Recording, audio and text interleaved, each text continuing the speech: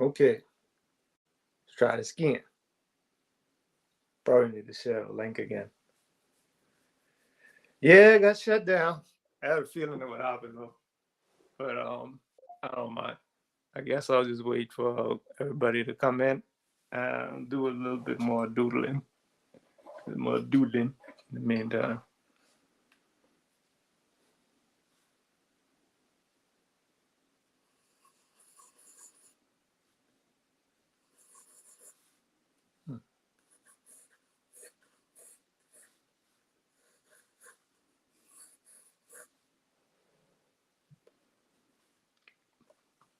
Man, I was almost scot free too. We were almost there. Almost made it. But we was winging it, taking a chance. Didn't work. So be it.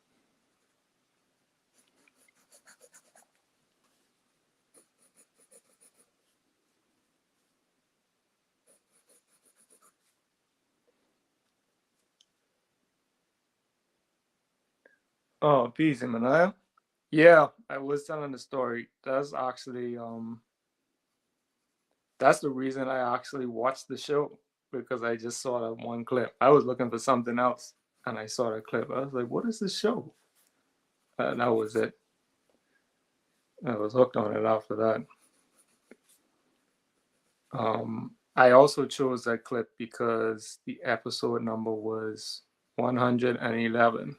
And I thought that looked like three straight lines.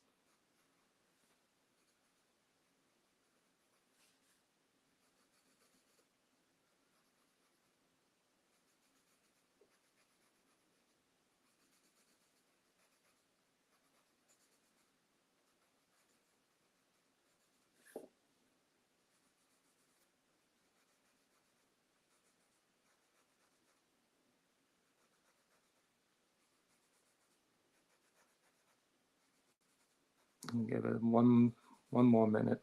Let everybody else get a chance to pile back in. There's only 4 people anyway. So should take too long. Let's see, make another building here.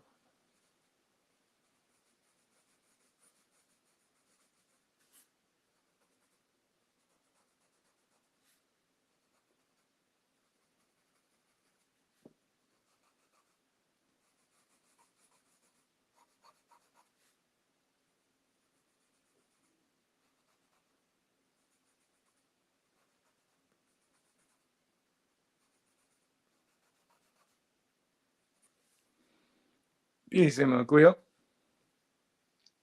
And we're back. Right. You share your doodles later?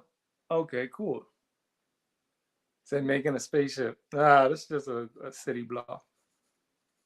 Although, you could have a spaceship design as a city block.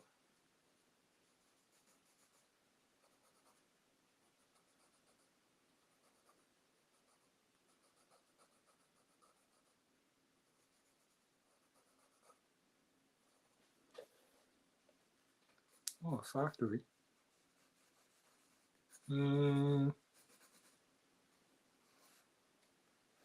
Bunch of C curves, right?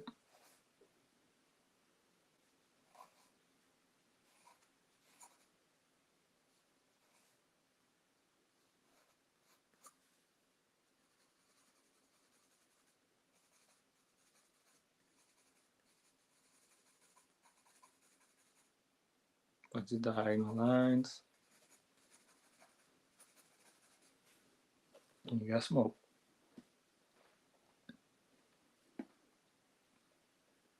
Those circles remind me of the balls the airbenders ride around on in Avatar and Legend of Korra. Yeah. I don't know if I could draw that. Circle, C curves.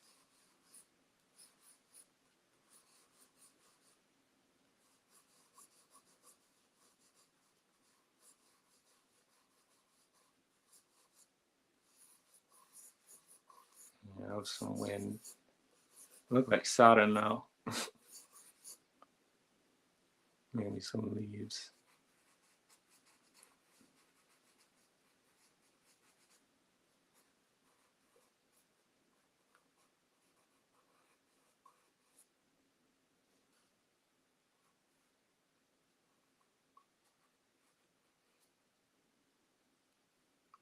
Yeah, circles.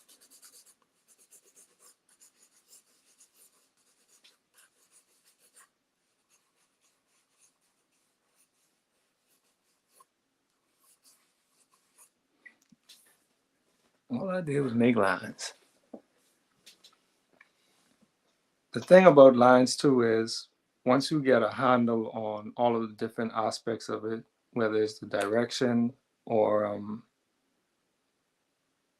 the direction or the emotion or even the length.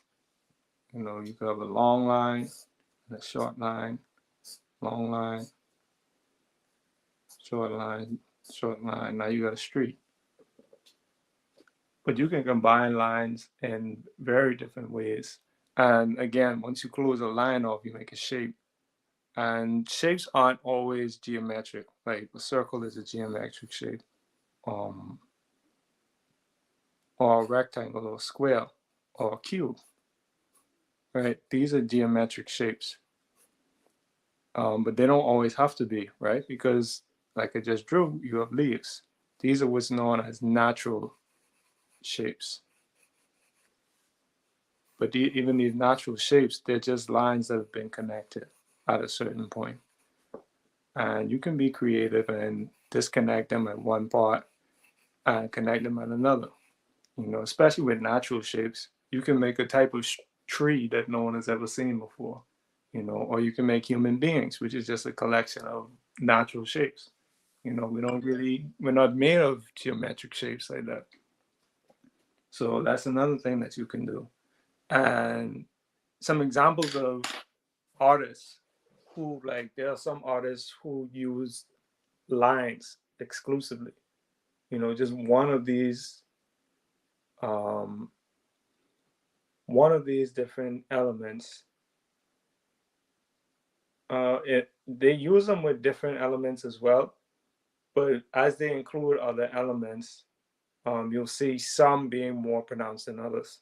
So of course there are mostly lines here, but it's very difficult to have a bunch of lines on a page without creating shapes. So you have different artists who have achieved a high level of skill or a high level of notoriety. Like this one might look familiar just because of the color scheme and everything. This is from a Dutch artist named Piet Mondorian, right?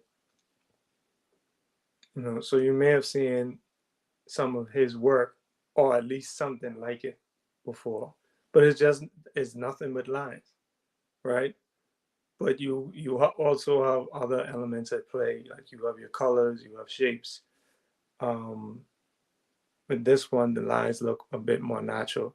So even though they're geometric, because of all of the curves involved, they look a bit more lively, and you can see the motion that's going on as well, right? So that's one of the examples of lines in motion, or lines given the a sense of direction, you know. But again, you need emotional content, right?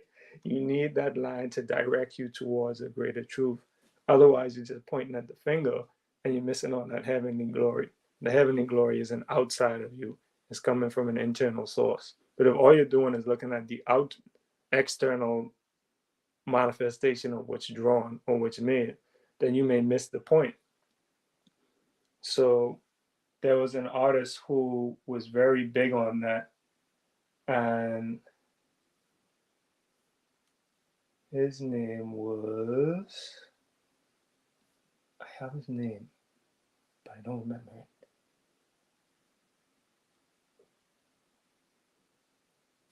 I do not remember his name. Let me pull it up.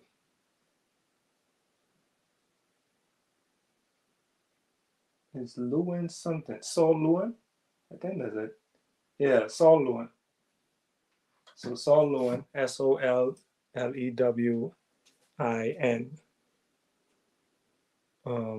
or Saul Lewitt, rather. Saul Lewitt had a similar sort of concept where he was like the conceptual aspect of the art is way more important than the outward manifestation, right? And this is where you have movements like conceptualist sorts of movements where people focus way more on what's actually being said as opposed to what people are attempting to create. And I think it's a very effective means of looking at art in general, right? Because even if you look at just the line of it, you can see the directions of where it's going. You can see that there's subtle things, like there's a form being created, right? This is another person who utilized lines primarily. This is a British artist named Bridget Riley, right? And all there are lines, but it looks like fabric because of the way that she curved the lines, where she curved them. You can see a sense of form or a sense of motion going on underneath, you know.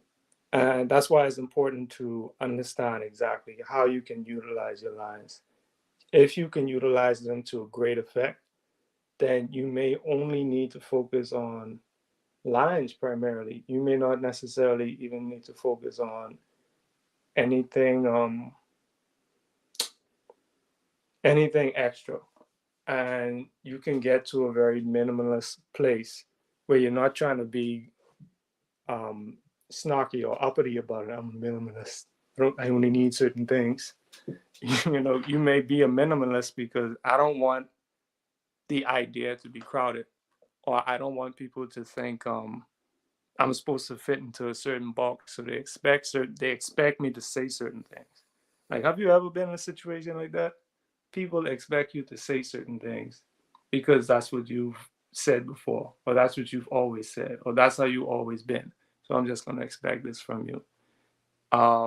Those of you who were present for the Miles Davis, some of the not the last one, but some of the earlier ones where you had, well, during the last one too. I'm trying to think of the ones that weren't actually banned by YouTube because apparently Miles Davis estate don't play.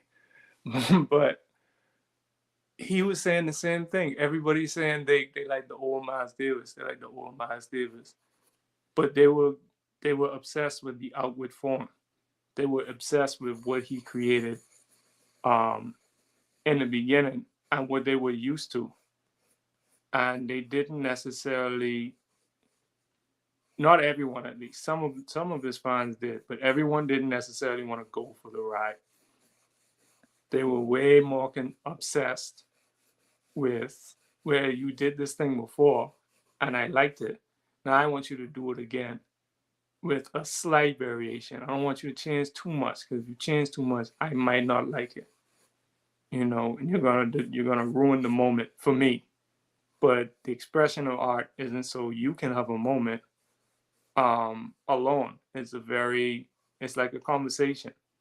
You know, I'm not talking to you just so you can feel good or so you can say, "Oh, that's really nice. I like the way you said that." No, I said it because I needed to say it, and I didn't say it for you to like it. I said it so you can understand where I'm coming from and understand the light that I'm being guided to shed, right? And just like having a good vocabulary, having a good repertoire of techniques, whether it's line, whether it's shape, whether it's color, whether it's space, a good command of texture, a good command of form or value.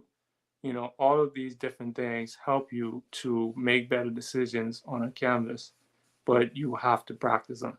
So I'm at that state where I got to practice my basics, you know, because when you're young, you get the basics, but you don't fully understand them. And if you're humble enough to revisit them as an adult, you see more things that you didn't see as a child. But you'll also realize too that some of the things you had to take on, it may cause you to um, lose your creative way of looking at things, and you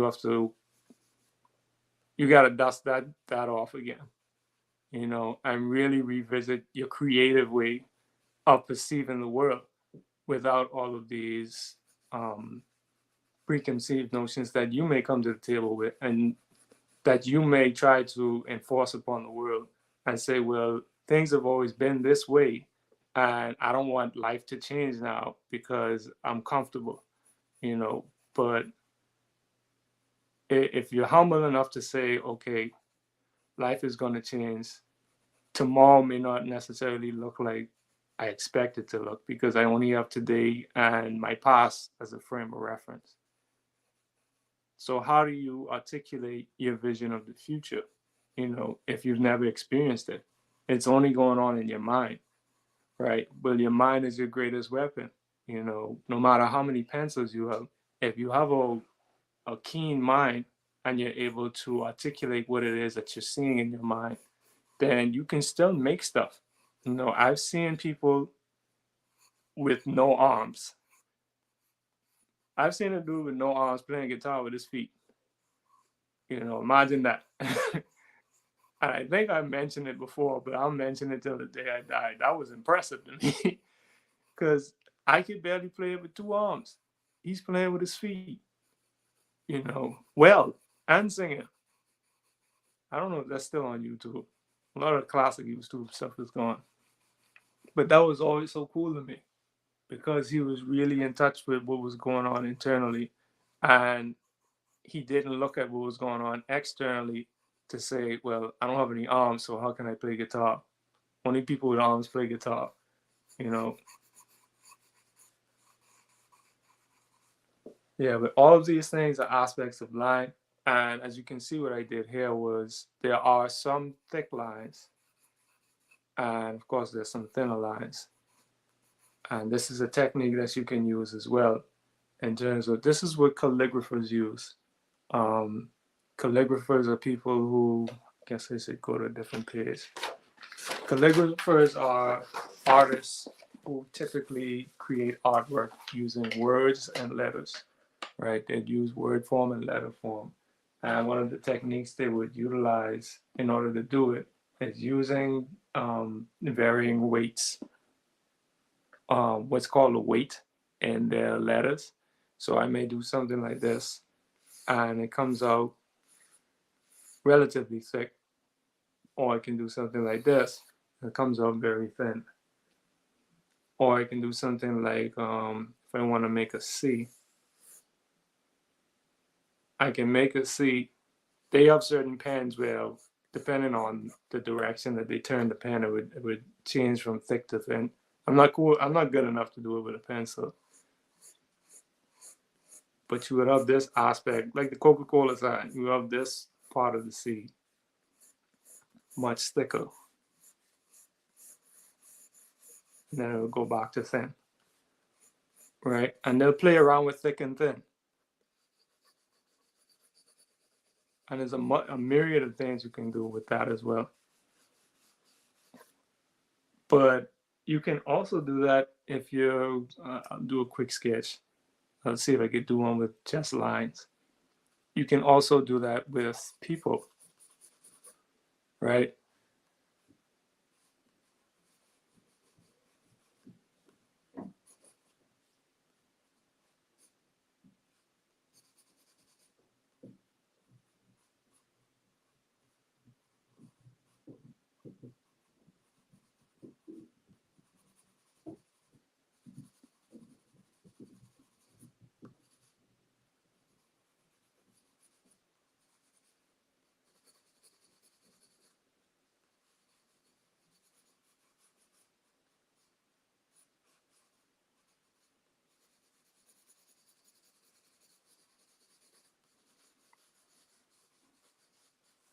All right, so a quick sketch of a face, right?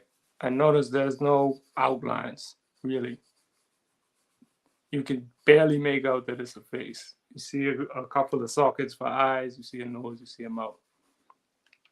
And this is how lines can probably help me out when I'm making a face, because I made certain marks on certain lines to let me know, okay, this is where the nose goes, right? But there's different aspects of the nose, and some of it is in the shadows. But if I make this thin, and I make the outline here thick,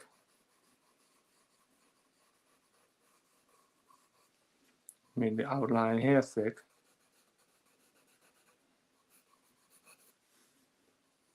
maybe make the brow ridge a little thick,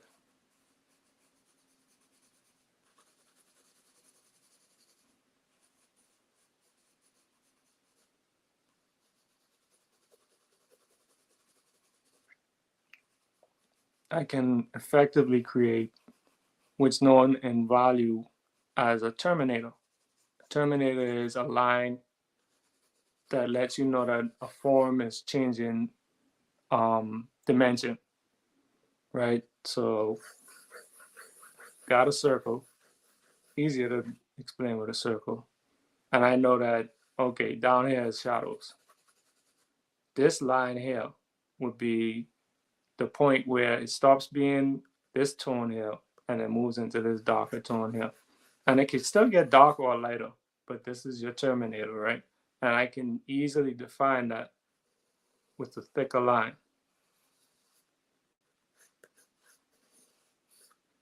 Okay, now you know this is the light side and this is where it goes into shadow, right? And again, I can form a more defined outline. This is where, let's say this is an orange. This is where the orange ends. How do I even make it better? Make a little shadow. Now you know that this is an object sitting in space, right? I can make it even better. Now you know this is sitting on something. And I only use a few lines to do it. Peace, Sister Maria. Peace, Imayakira Eden. I only had to use a few lines to do it. And that's the whole point of it. I'm trying to show you how to use lines. So I'm not gonna sit there and make something fancy. I just want to show you how the lines work. And if, like, this is me talking, if I can get used to doing that, then I think it would make me much more effective as a communicator. If the artist is just a communicator, just saying what's going on inside of their minds, and they're able to visualize it or make it visual, or make it manifest. And that's what you want to do. You want to manifest it. Anything else that I add to this, like if I add something here,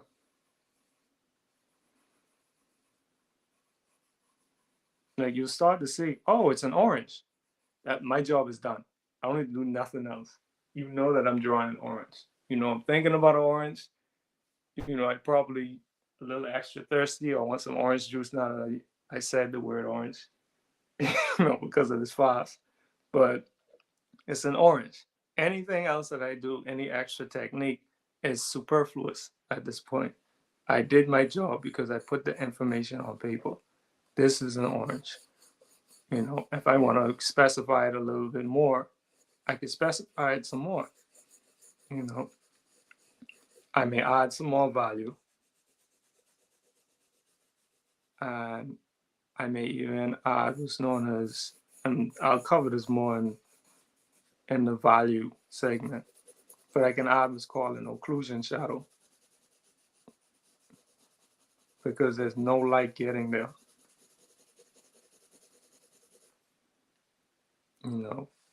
And that would make it more obvious that this is a reflected shadow. But again, we'll get to that. We're just talking about lines, right? But I was doing that to emphasize the thickness of this line here. If I just drew a thin line, then that could mean anything. You know what I mean? But because I drew a thicker line and it's much softer, it's not a hard line, now you can tell, oh, okay, there's actually a gradient. There's a gradual movement from light to dark or from dark to light, right? So again, your lines are your basic building block because I can't really depict value without making a mark. Sure, I can use what's known as stippling or pointillism, where I just draw a bunch of dots, but I never like doing that. It looks cool at the end, but it's super tedious to me. But yeah, so that's lines in a nutshell. Um, and you can do a lot of different things, even with contours. Like I can use a contour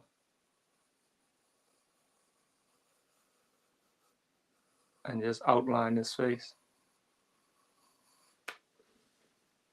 And then I can always come back and fix up the lines later. Right? But all of these different aspects, they are tools for you to use. The tools in your toolbox for you to use, pieces of it. And you can do anything with it, really. So I don't usually do this. Can the link be? I'm talking to Sister Yamina Box. Can the link be posted in the chat for anyone who actually interacted? Like who's participating? I know you was doing something, Ema Akuya, and you said you were gonna show it on the back end.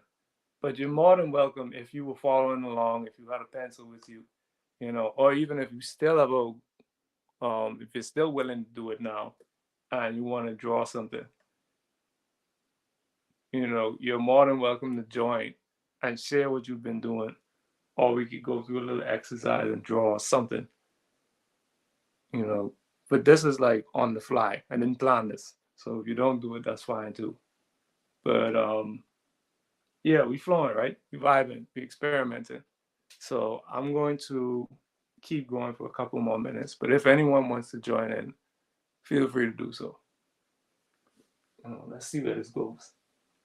I got more clips to play. Might get shut down again. But we'll see how this goes.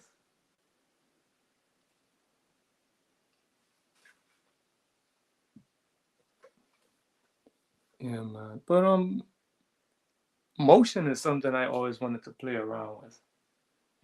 Whether it's a dance or whether it's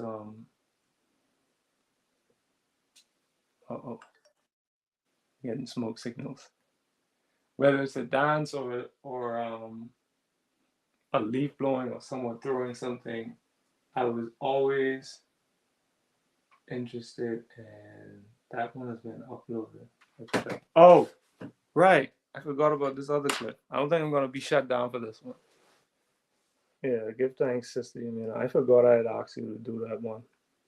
But this is a clip of someone who I really admire because I don't know how he does it, but I would imagine it's just the amount of time that he spends drawing. So this is Kim Jong-gi, and he was very famous. He passed away late last year, but he was a very famous artist, and he was good at drawing things from memory, right? He drew so much and so often that you could just put him in front of anything, and he would have ink and just put lines down on the page and make stuff. So I thought it was really cool. I'll play the clip for you, and like I said, if anyone wants to join in, you can go ahead and do so.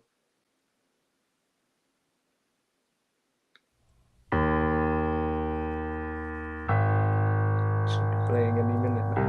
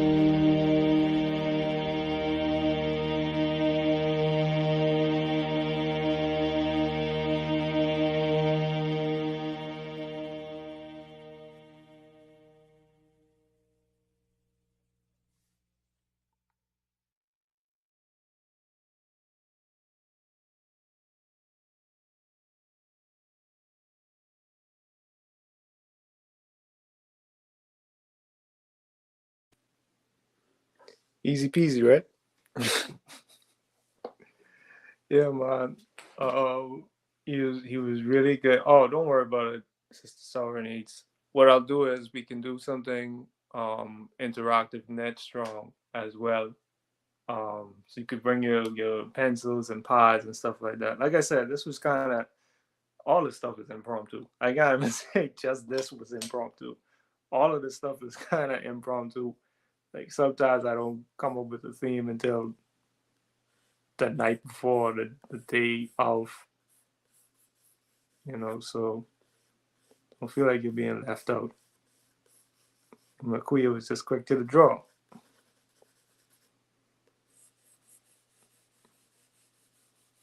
Man. But I don't know. Seeing that made me want to draw some more.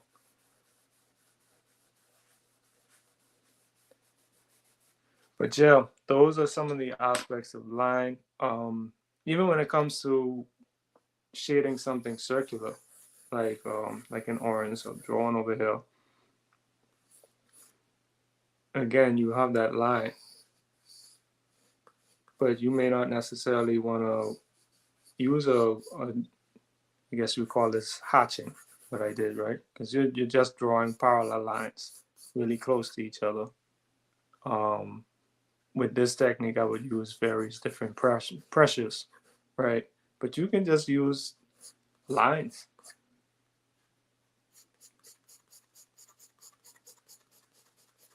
Like just lines. And you just draw them really closely together. And even though I'm using straight parallel lines, I can still make something look circular and three-dimensional. All I have to do is draw them closer together or further apart, and I can create the illusion of depth.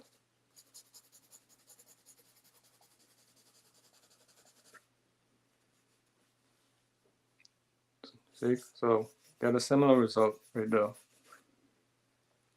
And I promise I'll go slower next draw so that we can actually see where some of our mistakes are, or how we could actually replicate some of these things. But yeah, lines are very natural, man. And drawing is very natural. Like there's a reason why you hide all the crayons. Oh, there's a reason why you have coloring books. So your children don't color on the walls. Because they're gonna drag something on something, notice it makes a mark, and then start doing this. And you won't see and you won't notice it until it's too late. And next thing you know, you got a snotty nosed child and a paint job to do. You got to cover that up. There was actually an artist who said that his parents, like they couldn't stop him from drawing on the walls. So what they did was they actually sectioned off a portion of the house and said, okay, you can draw on these walls, right? Leave the other walls alone. Don't go in the kitchen, don't go in the living room. But these walls, these are for you. And he's a muralist now to this day because his parents didn't stifle that, you know. And it doesn't mean that every child who's allowed to draw on walls becomes a muralist. But if you let them get that out, you'll find that they don't they don't have that itch to just draw on something or deface something. They get it out of their system. You know, like no, I can't use me as an example because I still like graffiti because I used to do graffiti, right? But it wasn't like this grand thing where I can't get enough of it. You know, different artists express in different ways. But I do like painting on walls, but just not spray painting. There you go. Anu Radio says, yeah, my friend who's a visual artist did the same thing with her youth, right? Like, who didn't, like, show of hands, who didn't draw on the wall at one point? You know, every classroom I went to, you would know I was in that class because you would see a bunch of doodles on the desk. And the only thing I would look forward to was finishing the drawing when I get back in that class. Math class had all kinds of drawings on the desk.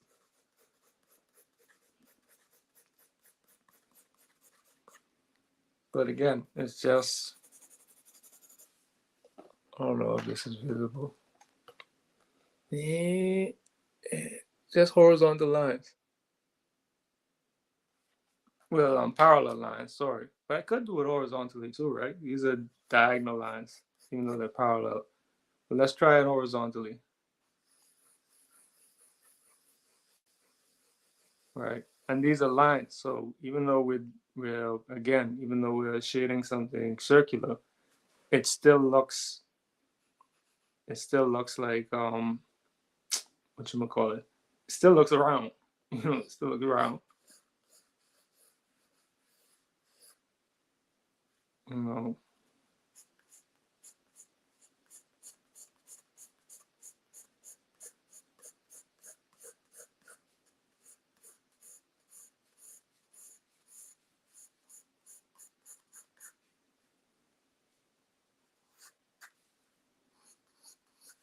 See if I can get a pen. Do I have a pen? I have a blue pen. Oh, this will work. See if that'll make the lines easier to see. So even without drawing the outline with a pen,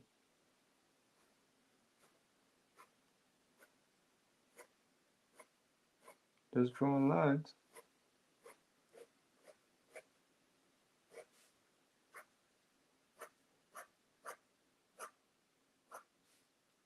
Right. And all I did was separate the light side from the dark side. No, now I know these lines are further apart.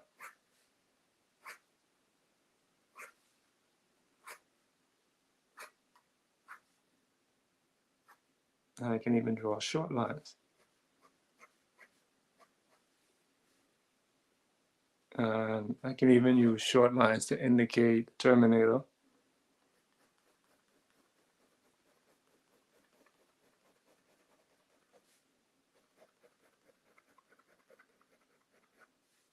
And then I can use the rest of these short lines because nothing's going to be darker than the terminator now, to let you know this is the dark side, that's the light side. Right. And again, and it's really a matter of getting the anatomy of all of these elements down. So this is one element, right? All I had was horizontal lines to work with. And I was still able to make, I don't know what you would call this fruit. I was still able to make a sphere, right? And this is when you get into your forms, but I was still able to make a sphere. Still looks three-dimensional. And again, I'll still use the horizontal lines to make the darker shadow.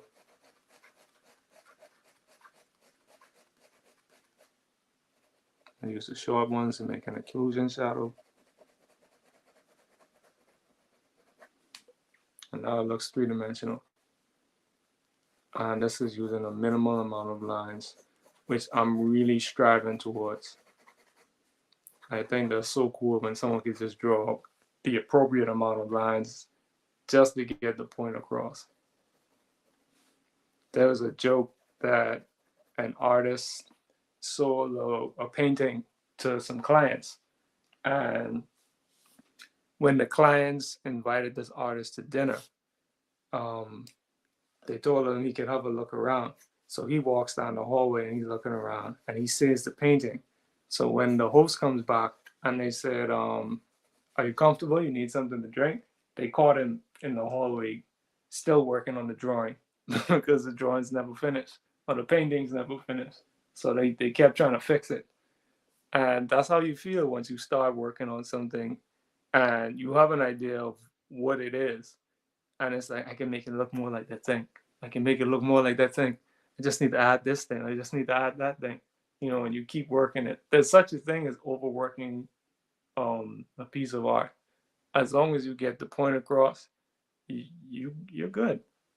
You're golden.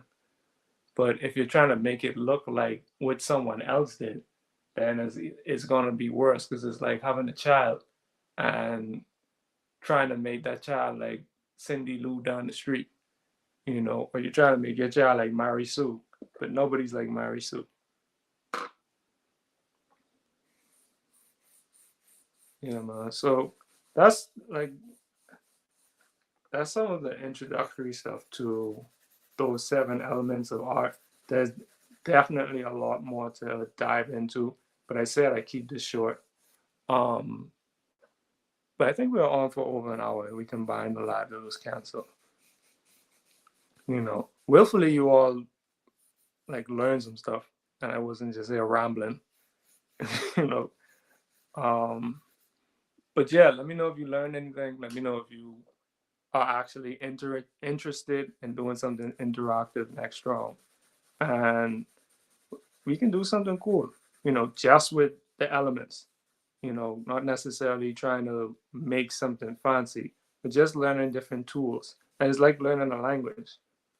It's just like learning a language because I'm able to communicate that this is a round object sitting in space with a light source. And sometimes that's all you really need to get the point across. Sometimes it's more abstract, and it's something that's supposed to force you to think. It's not really there to make you immediately aware of what you're looking at. Sometimes that's the whole point. It's to force you to look at something and say, wow, I really don't know what's going on here. And I may have to sit and think, or I may have to ask someone else, what do you think it means? What do you think it is? But yeah, man, let me know in the chat or in the comment section if the interactive live is something that you're interested in. You can get your pen and paper or your pencils, or you can join the live, and draw live, or you could just chill out. Whatever it is, however you want to do it, leave it in the comment section below. But I'm about to close up. This has been Master Menelik.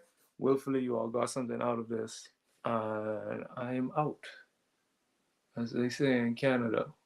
Peace out.